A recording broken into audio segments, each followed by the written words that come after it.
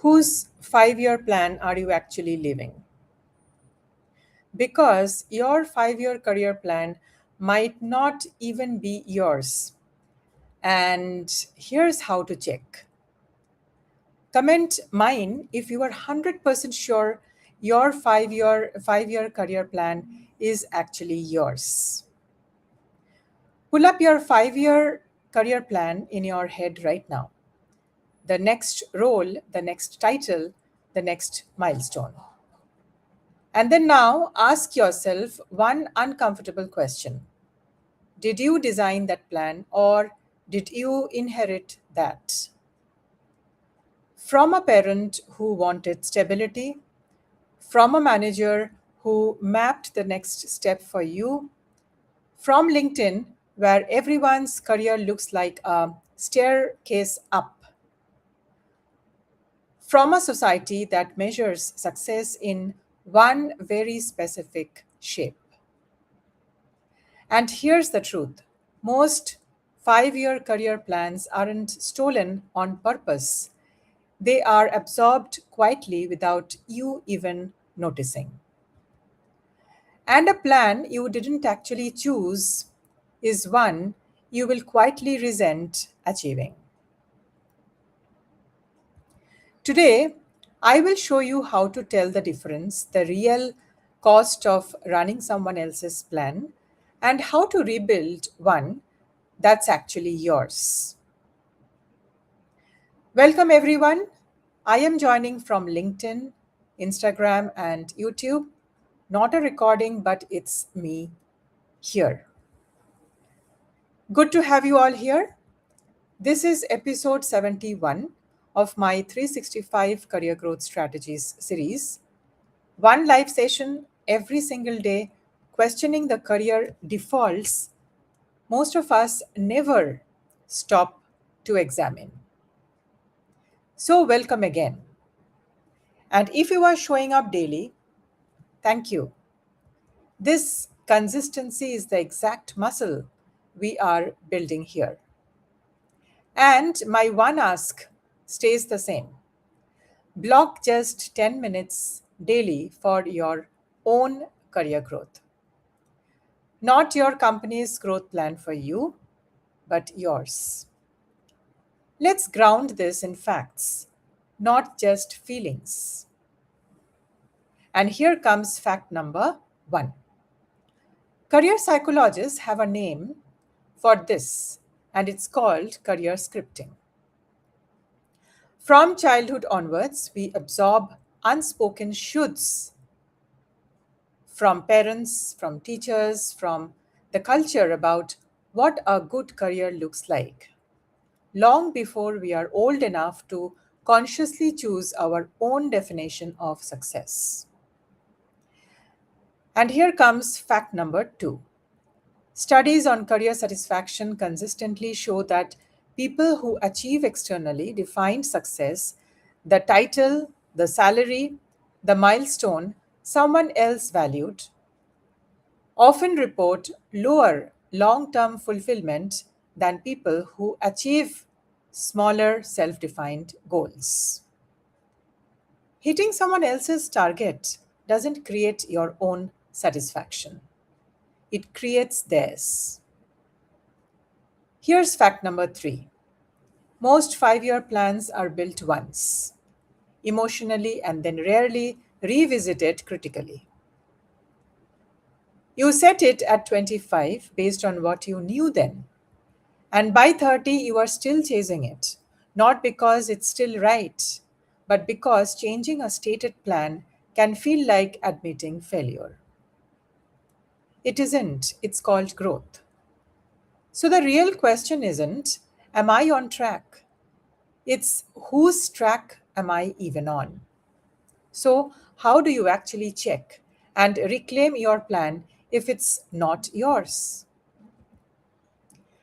And here are the three strategies. Strategy number one: the origin test.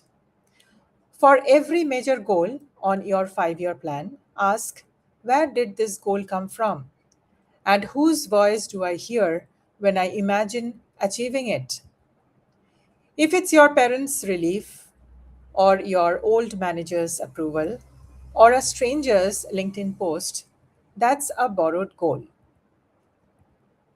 If it's quiet, personal satisfaction with no audience, that's likely yours. Here comes strategy number two, the delete test. First was the origin test, now it's the delete test. Imagine no one would ever know if you removed one specific goal from your plan. No judgment, no explanation needed. If you would delete it instantly, and hear this out carefully, if you would delete it instantly and feel relief, it was never really yours to begin with. Let me repeat this.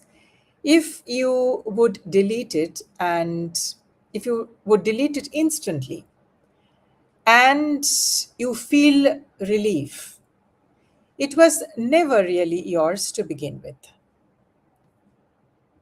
And if losing it feels like a genuine loss, that's a real signal that it matters to you. Let me repeat this as well. If losing it feels like a genuine loss, that's a real signal it matters to you. This brings me to strategy three, rebuild. So, origin test, delete test, rebuild in reverse. Instead of starting from where I should be in 5 years, start from what does an ordinary Monday or an ordinary Tuesday look like in my life I actually want. Let me repeat that. What does an ordinary Monday or Thursday look like in a life I actually want? So work backwards from that daily reality, not from a milestone or a title. Plans built from lifestyle tend to be far more honest than plans built from status. Here's a pattern I see constantly in my coaching sessions. A professional spends nearly a decade chasing a specific leadership title because it was the unspoken expectation set early in their career by a mentor or by a family member or an industry norm. They finally get the title. And instead of celebration, there is a strange, quiet emptiness because the goal was never actually chosen, it was inherited.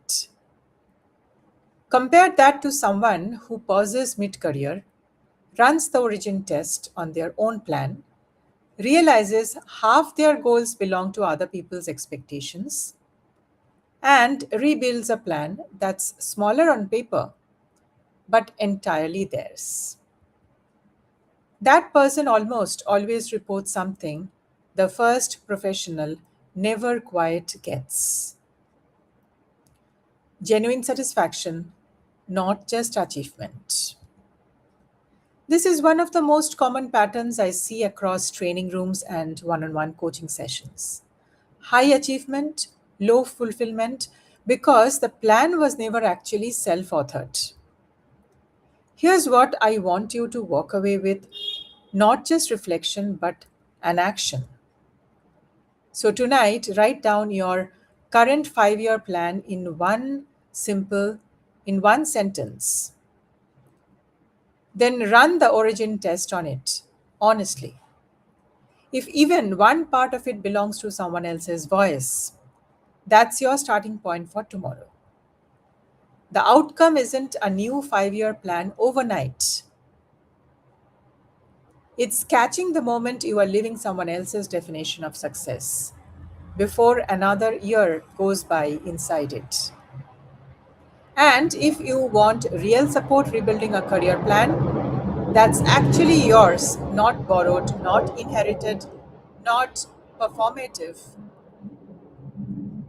That's exactly the work I do one on one and inside my coaching programs. Drop my plan in the comments or DM me, and I will personally walk you through how we work on this together. And that's episode number 71 down. 294 more to go. One live every single day for your career growth. Same time tomorrow again at 7:30 p.m. IST. Same 10 minutes, all I ask for. Tomorrow's topic, let that be a surprise. If this made you pause even for a second, send it to someone chasing a goal that might not even be theirs. Follow or subscribe, follow and subscribe so you don't miss the next episode. See you in my next episode, same time, IST, 7:30 p.m. IST.